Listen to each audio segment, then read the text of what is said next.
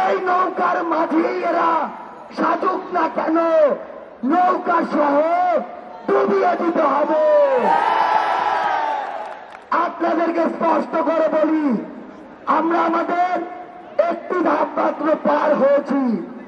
যতদিন পর্যন্ত জনতার দ্বারা নির্বাচিত জনগণের সরকারের হাতে ক্ষমতা না যায়, ততদিন পর্যন্ত রাজপথে 10 মিনিটের ঘোষণায় নামার জন্য প্রস্তুত থাকতে হবে।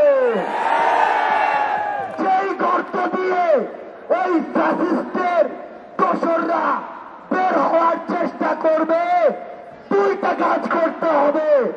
সেই গর্তেই তাদেরকে ঢুকিয়ে দিতে হবে এবং ওই গর্তে তালা দিয়ে দিতে হবে।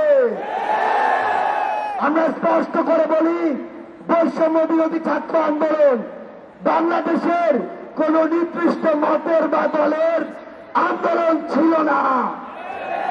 এটি ওই ফ্যাসিস্টদের বিরুদ্ধে পুরো বাংলাদেশের সকল মতের, সকল দলের, সকল জাতের, সকল বর্ণের মানুষের সম্মিলিত একটি আন্দোলন ছিল।